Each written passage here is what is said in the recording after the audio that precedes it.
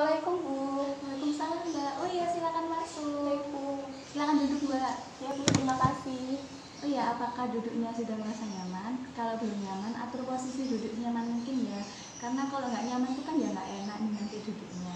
Atau mungkin di sini kondisi suhu ruangan di sini tuh kurang pas atau kurang dingin atau Mbak merasa dingin, Mbak bisa bilang ke Ibu, nanti akan Ibu atur ya sini. Gak usah sungkan-sungkan sama Ibu, anggap aja ini rumah sendiri. Bagaimana Mbak?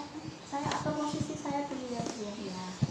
Sudah nyaman Bu. Terus untuk suhu kondisi di ruangan ini juga menurut saya sudah pas, nggak yang terlalu dingin, nggak yang terlalu panas. Jadi udah seimbang gitu loh Bu menurut saya, dan suasana di sini juga lumayan kondusif. Dan saya sudah merasa nyaman kok berada di sini. Ya syukurlah kalau begitu. Oh ya, ngomong-ngomong Ibu ini bicara dengan Mbak siapa ya? Nama saya Dewinta Bu. Oh, Mbak Dewinta. Perkenalkan, nama Ibu Dewanti. Mbak bisa panggil Bu Dewa aja ya. Oh iya Bu Dewa. Oh ya, bagaimana kabarnya hari ini Mbak Dewinta? Alhamdulillah baik Bu kabar saya. Oh, syukurlah kabar baik. Ibu juga kabar baik. Oh ya, kalau Ibu boleh tahu nih, apa aja sih kesibukan Mbak Dewinta? Kesibukan saya sih ya kuliah online ya, bukan kan lagi pandemi. Jadi semuanya itu diarahkan atau diubahkan dulu metode belajarnya di stay at home, jadi tetap belajar di rumah karena kan kalau di luar kan juga bahaya gitu Bu. Terus kalau kegiatan saya selain kuliah itu juga membersihkan rumah, ya mengerjakan tugas-tugas dari dosen, terus kayak nggak lupa gitu loh Bu sama kewajiban antara belajar sama mengerjakan tugas atau sama membersihkan rumah itu, karena kan saya juga harus bantu orang tua saya Bu. Ya, benar begitu Mbak Dewinta. Jadi balance ya antara tugas sebagai mahasiswa sama sebagai anak di rumah itu harus seimbang. Biar ya sama-sama enaknya gitu loh berjalan. Pesan Ibu nih, Mbak Dewinta kan harus aktif ya kalau di kuliah ya. Meskipun kuliahnya online, nggak boleh seenaknya sendiri, suka begadang gitu. Jadi nanti waktu kuliah tuh bolos yang seperti itu ya Mbak. Terus ya gak boleh ninggalin ini, tugas-tugas dari dosen harus dikerjakan semua biar ya nanti nilai Mbak Dewinta tuh tetap stabil gitu, gak malah merosot seperti itu. Oh ya, pesan Ibu lagi, kalau mau kemana-mana tetap safety ya tetap mematuhi protokol kesehatan seperti menggunakan masker, alat mencuci tangan, dan jangan lupa membawa hand sanitizer agar kita semua itu terhindar dari virus corona. Pokoknya kalau nggak yang urgent banget itu nggak usah keluar rumah. Kalau nggak ada keperluan penting yang mendesak itu diusahakan di rumah aja ya Mbak, biar kita tuh tetap sehat dan kita tetap ya nggak kena virus corona gitu, biar virus corona itu nggak mendekati kita seperti itu. Ya Bu, saya juga aktif kok mengikuti perkuliahan. Saya juga nggak malas-malesan Bu. Jadi saya tuh juga nggak begadang. Kalau misalnya begadang kan ntar kalau mau lor saya kan nggak ikut perkuliahan ya. Saya jangan sampai seperti itu Bu. Saya tuh tetap aktif kok mengikuti perkuliahannya. Lalu saya tuh juga mengerjakan tugas-tugas dengan baik gitu.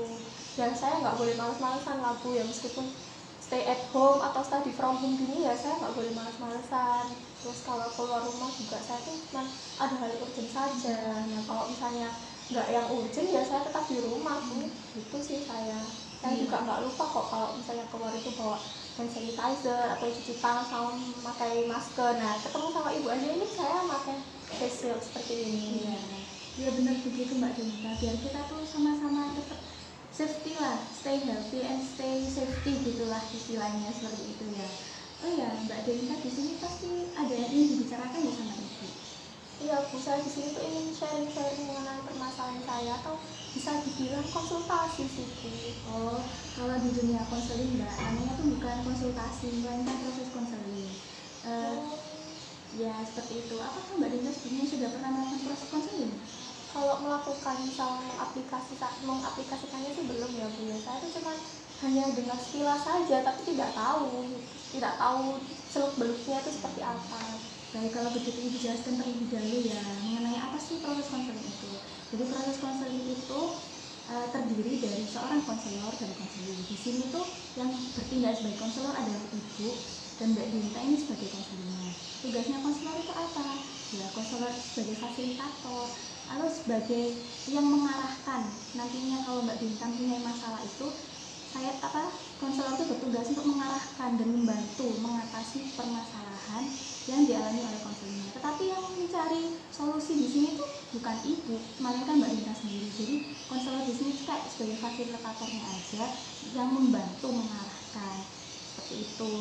Terus tugasnya konselor apa Bu? Konselor itu sebagai yang menceritakan, yang memiliki masalah terkait permasalahan yang dialami konselor tadi itu. Konselor kan pastinya ingin memiliki solusi nih. Jadi di sini solusi itu berasal dari konselornya dan nanti akan dibantu oleh konselor. Jadi di sini Mbak Dinta tuh yang harus aktif dalam menceritakan permasalahan yang ada di diri Mbak Dinta. Jangan sampai ada yang ditutup-tutupi. Kan kalau masalahnya ini selesai pasti semuanya harus itu kan.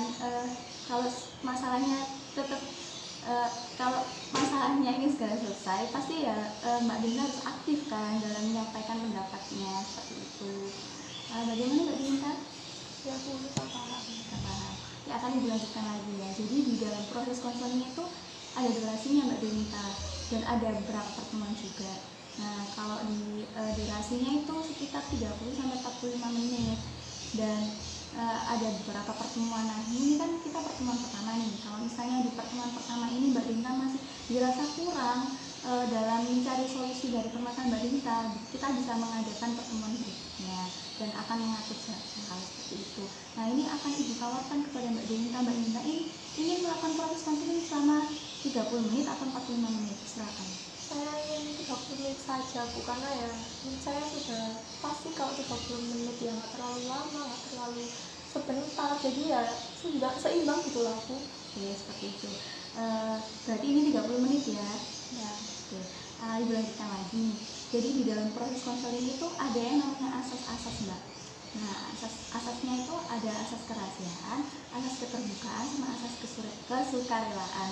Nah asas kerahasiaan ini apa? Asas kerahasiaan ini tuh bahwa nanti permasalahan Mbak Dinta ini tuh dijamin kerahasiaannya, nggak akan Ibu bocorkan ke pihak manapun. Yang mengetahui hanya Mbak Dinta dan Ibu aja. Jadi Mbak Dinta nggak perlu khawatir nih nanti kalau rahasia kalau masalahnya Mbak Dinta ini tuh bocor ke siapapun. Terus ada asas keterbukaan. Terus keterbukaan ini tuh Mbak Dinta tuh terbuka dalam menyampaikan pendapatnya terkait permasalahan yang dialami Mbak Dinta.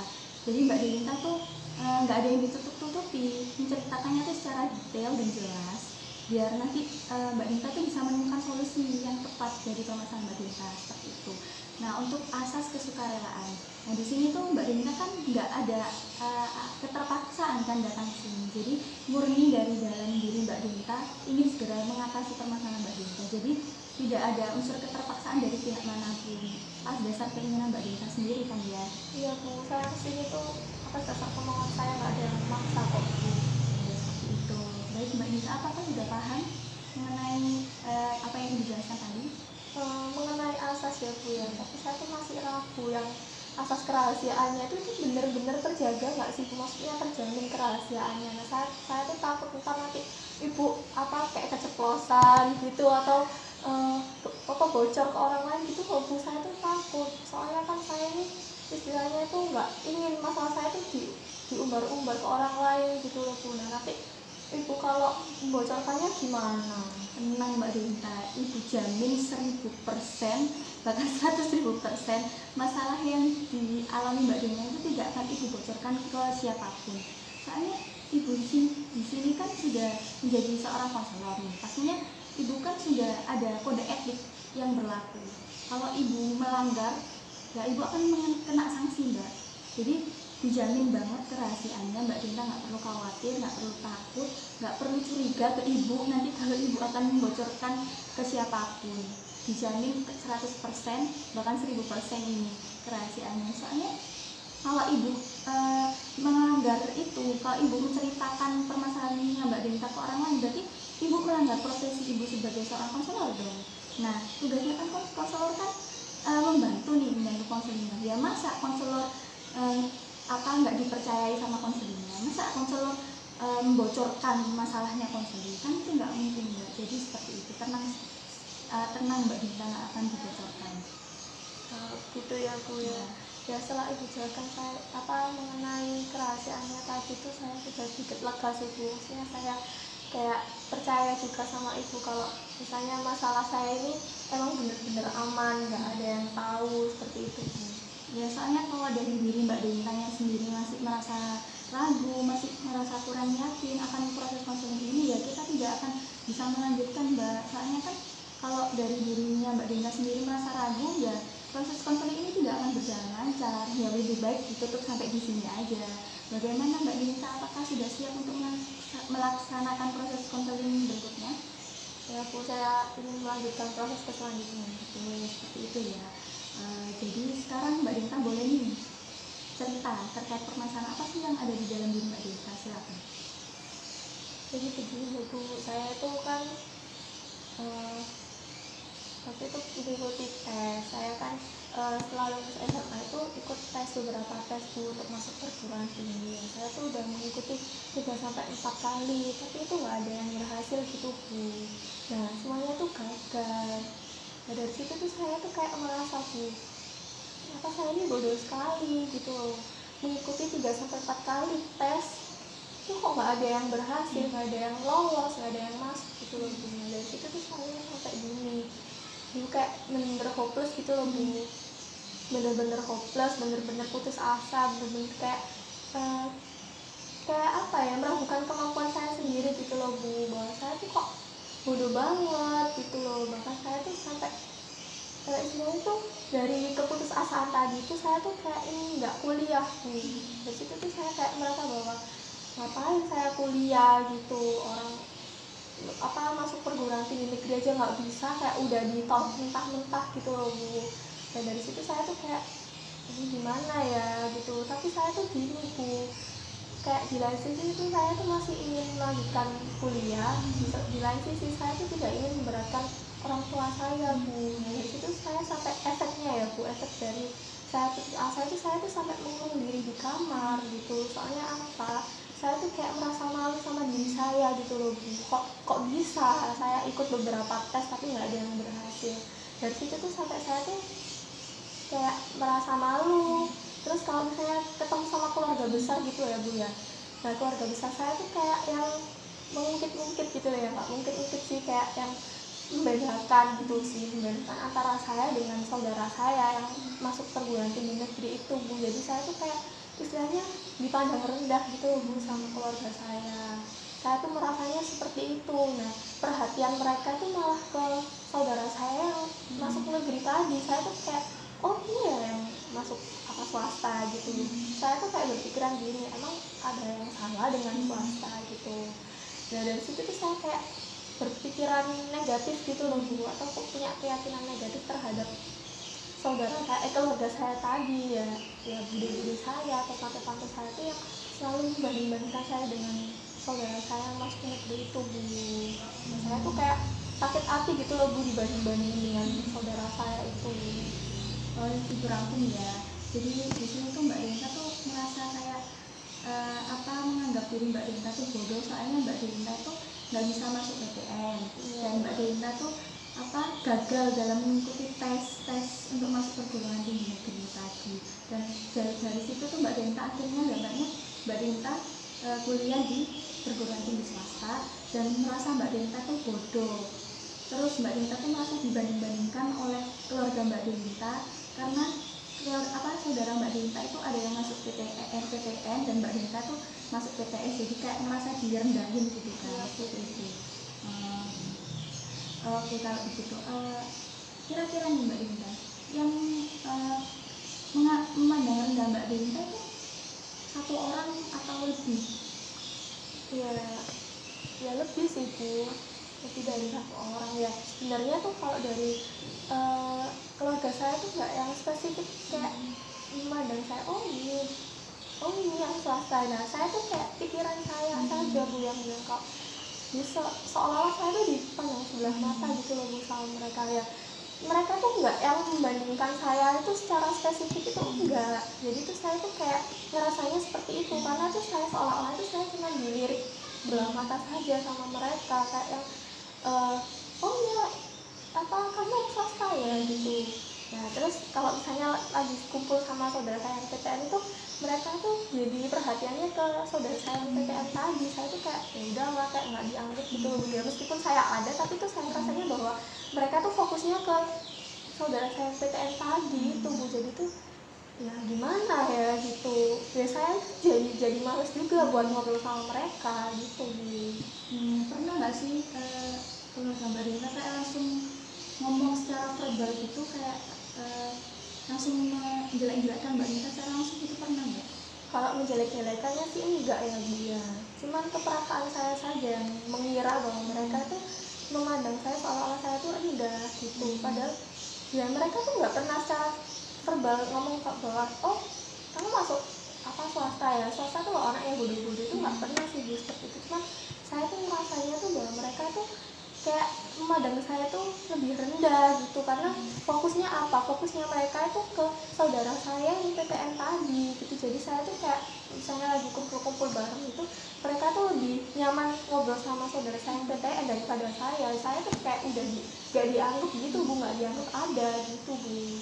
Terus kalau misalnya Mbak Rintanya kayak merasa digituin gitu, ya apa responnya Mbak Rinta, gimana? Ya saya diem Bu, kayak misalnya ya cuma ditanyain gimana kabarnya, cuma gitu doang ya. Terus ya saya balas juga seperlunya gitu.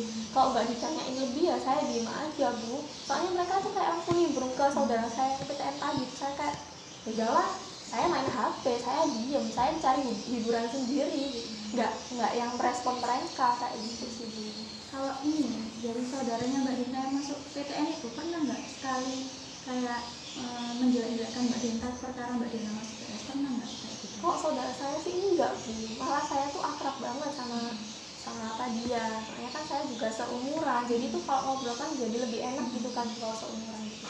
Nah kalau saudara saya sendiri tuh enggak pernah ngomong kayak gitu, kayak yang mereka ya dia tuh hubungannya baik sama saya Bu, kayak yang ya udah ya kita saling apa ngobrol bareng, sharing-sharing tentang perkuliahan atau organisasi apa yang kita ikutin kayak gitu doang sih Bu. Kayak kita tuh bener-bener akrab banget gitu sih, nggak yang langsung ngomong oh kamu TTS tuh, TTS itu apa pengangguran ya, kayak gitu nggak pernah sih Bu. Terus keluarganya Mbak Rinta, dari orang tua Mbak Rinta nih, kalau misalnya Mbak Rinta kayak sudah merasa dipojokkan oleh bude-budenya Mbak Rinta, oleh tante-tantenya Mbak Rinta, itu gimana? Orang tua Mbak Kalau Rinta? orang tua saya sih support sih Bu ya.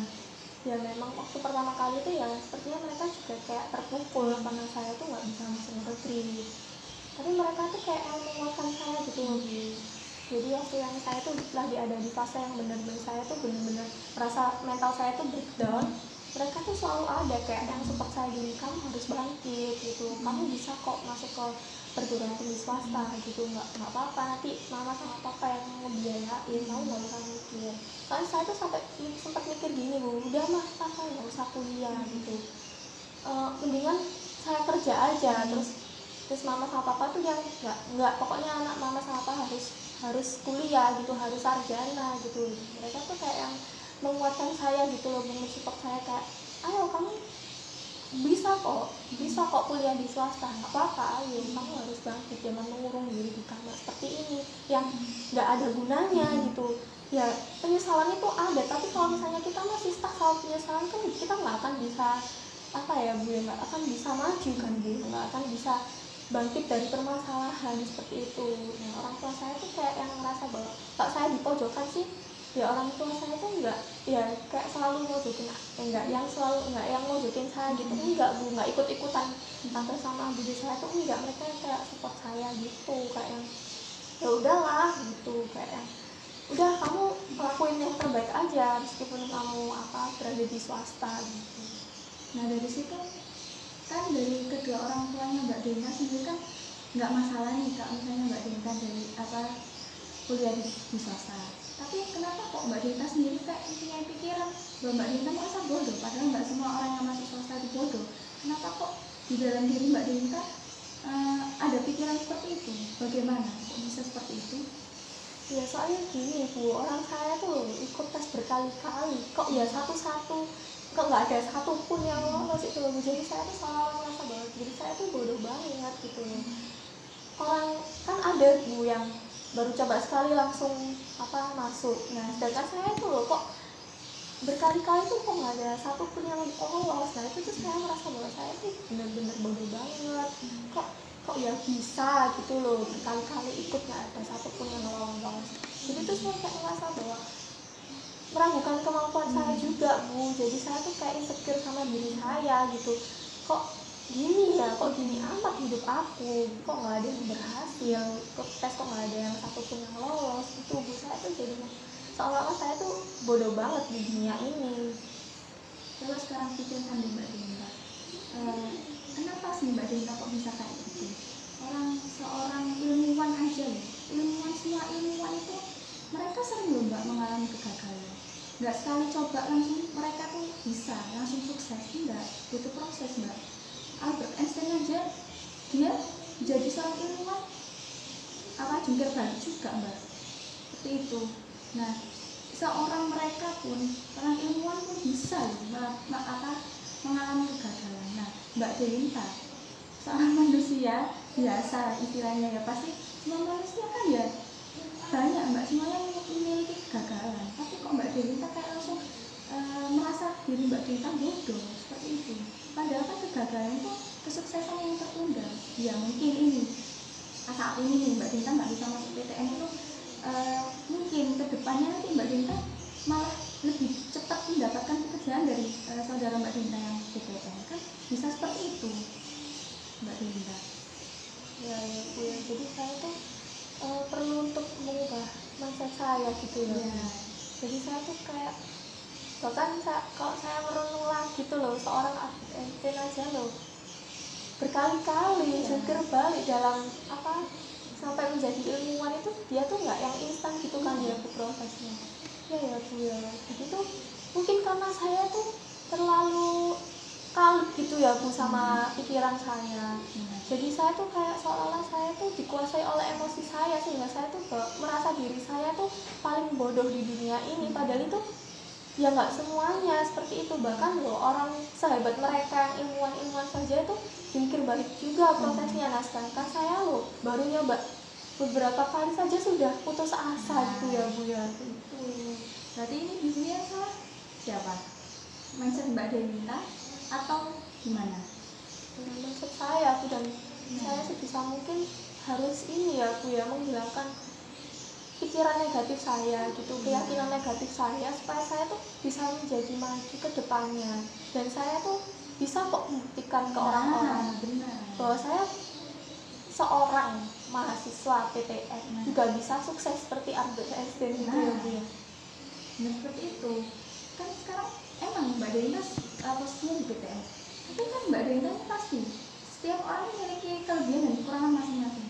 Ya mungkin saat ini Mbak Delinta kan masih dianggap rendah nih. Sometimes nanti Mbak Delinta bisa menunjukkan ke keluarga Mbak Delinta bahwa nggak semua loh yang masuk PTS ini gagal, nggak semua yang masuk PTS ini nanti hidupnya nggak sukses. Bisa kok, banyak kok ada buktinya bahwa orang yang masuk PTS itu bisa jadi sukses. Jadi yang tolak ukur kesuksesan itu nggak dinilai dari masuk PTN atau PTS, enggak. Jadi emang murni dari diri orang itu. Kalau orang itu mau berusaha, mau bekerja keras, ya nanti dia bisa meraih kesuksesan. Nah sekarang kalau misalnya nih ada orang masuk PTN tapi kalau dia malas-malasan dalam belajar, ya dia nggak akan sukses ke depannya. Kalah sama orang yang masuk PTS tapi dia mempunyai tekad yang kuat untuk dia bisa meraih cita-citanya. Seperti itu Mbak Delinta. Jadi di sini tuh masa Mbak Delinta yang sudah mengatakan bahwa Mbak Delinta tuh bodoh soalnya Mbak Delinta masuk PTS dan Mbak Delinta tuh gagal dalam mengikuti berapa kali tes. Nah mindset yang seperti itu yang perlu dirubah Mbak. Enggak semua orang itu bodoh, enggak, semua orang itu pintar Mbak. Ya tergantung dari individunya sendiri. Kalau mereka bisa mengolah, ya mereka bisa pintar. Kalau mereka yang males-malesan, mereka tidur-tiduran terus, ya mereka akan malas ya, dan mereka akan bodoh. Tapi kalau orang itu berjuang, bekerja keras, dan ingin mencapai kesuksesan, ya kan pasti ada tekad gitu loh. Jadi di sini tuh Mbak Delinta yang mengatakan bahwa Mbak Delinta bodoh diri, Mbak Delinta bodoh itu salah. dihilangkan Mbak seperti itu akan mengganggu Mbak Denita banyak seperti itu. Iya Bu, jadi saya sebisa mungkin ya Bu ya harus bisa untuk menghilangkan pikiran negatif saya. Soalnya ya kalau misalnya saya terus-terusan mempunyai keyakinan negatif dalam pikiran saya, terus-terusan kayak apa, menganggap bahwa saudara-saudara saya ini memandang saya sebelah mata, ya saya nggak akan bisa untuk meraih kesuksesan kalau saya cuma diam saja, kalau saya cuma kayak istilahnya menelan mentah-mentah dari persepsi mereka. Padahal kalau dipikir-pikir mungkin persepsi mereka tentang saya nggak seperti itu, cuman sayanya saja karena yang sudah menganggap, sudah berkeyakinan bahwa mereka tuh memandang saya sebelah mata karena saya tuh masuk PTS, padahal itu enggak, mungkin itu kayak apa ya, bisikan-bisikan setan yang ada dalam apa di pikiran saya, sehingga saya tuh kayak mempunyai pandangan negatif terus tentang saudara saya, tentang keluarga saya tadi gitu. Jadi ya saya harus merubah itu, saya harus menghilangkan pikiran-pikiran negatif tersebut supaya saya itu juga bisa membuktikan bahwa orang swasta atau mahasiswa swasta itu bisa kok meraih kesuksesan kalau ada tekad, kalau ada kemauan untuk belajar atau mengeksplor kemampuannya, ya dia bahkan sukses kok dalam meraih cita-citanya. Sekarang Mbak Denita, terus kan tadi kan Mbak Denita kayak yang menganggap Mbak Denita itu dirasa dipandang sebelah mata. Buktinya apa? Kalau Mbak Denita kan nggak kayak ada omongan secara langsung, kayak ucapan secara verbal menjelek-jelekkan Mbak Denita secara langsung kan. Bukti kan nggak ada seperti itu ya. Itu emang dari persepsi diri Mbak Denita yang sudah, soalnya Mbak Denita merasa kayak dibeda-bedakan kan, padahal sebenarnya itu tidak. Kalau Mbak Denita nggak merasa seperti itu, tapi Mbak Denita sendiri yang merasa bahwa Mbak Denita dipandang rendah. Soalnya apa ya, Mbak Denita kan punya ibu saudara yang masuk PTN, jadi sehingga Mbak Denita kayak dilihatin gitu, Mbak Denita merasa bahwa Mbak Denita dipandang rendah, padahal kenyataannya nggak seperti itu. Mana mungkin kayak seorang saudara itu kayak gitu, nggak ada ceritanya Mbak, saudara kayak membanding-bandingkan gitu. Ya emang sih ada, tapi kan nggak mungkin lah kayak langsung seperti itu kayak gitu Mbak Denita. Jadi ini tuh mindset Mbak Denita saja yang beranggapan bahwa Mbak Denita tuh merasa bodoh, merasa bahwa Mbak Denita tuh rendah, dipandang sebelah mata karena Mbak Denita masuk PTS, padahal nggak semuanya seperti itu. Ya punya. Jadi saya harus mengubah mindset saya, dan yang saya lakukan ini, apakah saya tuh ya gimana Bu yang saya lakukan Bu? Ya sekarang Mbak Denita coba deh, kedepannya Mbak Denita akan melakukan seperti apa? Ya saya tuh nggak ingin terus-terusan berada di fase ini, maksudnya berada di dalam di dalam pikiran atau keyakinan negatif terus yang menguasai saya gitu, yang saya kayak membisikin saya gitu loh Bu. Ya saya tuh ingin maju dan ingin membuktikan bahwa seorang mahasiswi PTS bisa kok meraih cita-citanya dan bisa meraih kesuksesan, nggak kalah sama orang PTN gitu, nggak kalah sama saudara saya yang PTN gitu.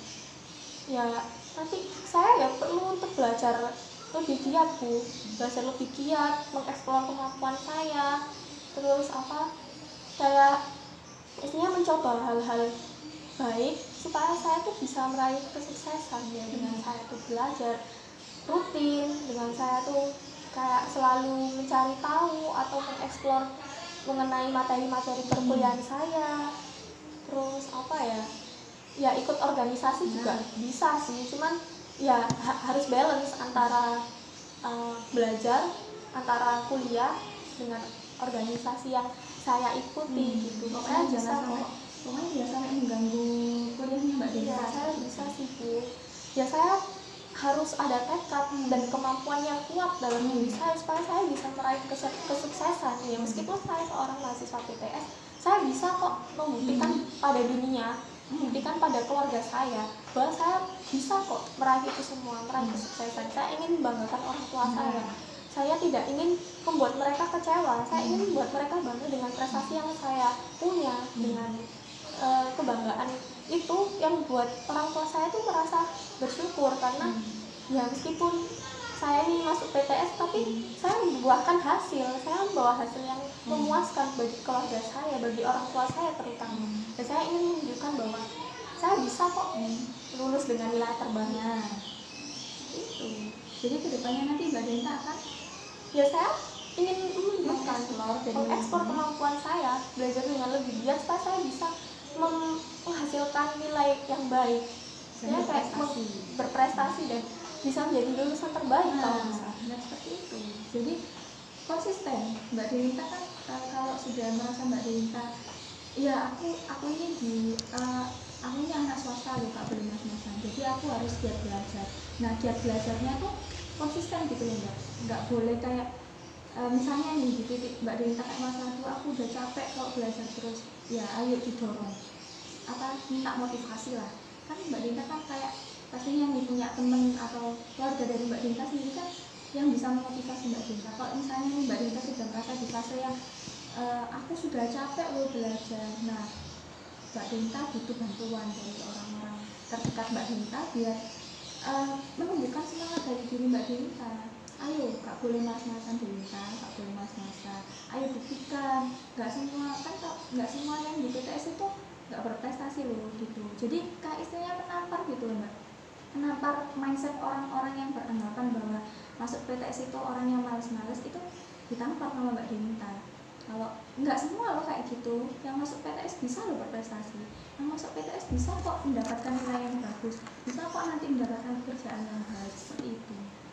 Ya, jadi kalau misalnya saya terlintas dalam pikiran saya bahwa saya itu mempunyai keyakinan negatif atau pikiran negatif tentang keluarga saya, itu ya sebisa mungkin saya menghilangkan pikiran negatif itu yang melanda saya, yang menguasai saya. Istilahnya kayak saya harus menang melawan ego saya gitu, supaya saya tuh nggak terus-terusan kalut sama perasaan yang seolah-olah saya ini merasa direndahkan, padahal itu enggak. Itu tuh hanya bisikan setan yang istilahnya kayak menguasai saya itu, selalu kayak kamu ini, kamu lo direndahin gitu. Padahal itu kenyataannya nggak seperti itu, cuman itu mindset saya saja yang salah. Jadi di sini Mbak Denta tuh merasa emosi Mbak Denta yang didahulukan.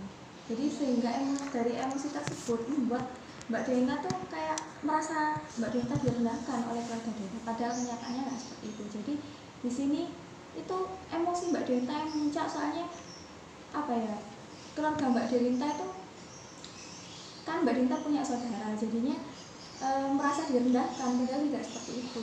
Jadi ini tuh yang harus dirubah, ya mindsetnya Mbak Denta, dan emosi Mbak Denta itu dikontrol biar nggak seperti itu lagi. Kalau misalnya di dalam diri Mbak Denta merasa aku bodoh, ayo dihilangkan, nggak boleh seperti itu, karena itu pikiran-pikiran yang dapat mengganggu nanti kedepannya Mbak Denta nggak akan bisa maju kalau Mbak Denta berpikiran seperti itu. Iya Bu, itu Mbak Denta.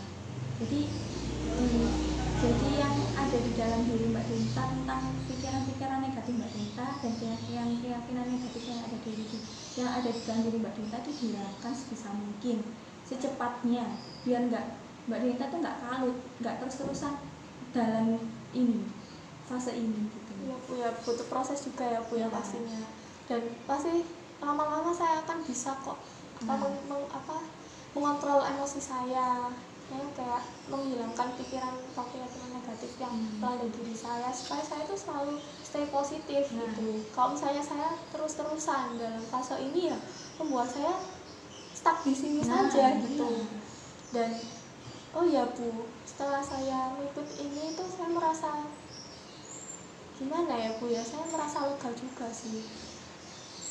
Saya lega karena ibu tuh kayak menyadarkan saya gitu loh Bu. Dan situ saya tuh kayak sudah bingung mau cerita kemana. Nah di sini tuh saya tuh kayak dapat pencerahan gitu loh, dari setelah ibu kayak mengarahkan saya tuh Mbak Denta tuh jangan kayak gini. Jadi kayak setelah ibu tuh kayak mengarahkan saya tuh menemukan solusi yang terbaik buat diri saya gitu.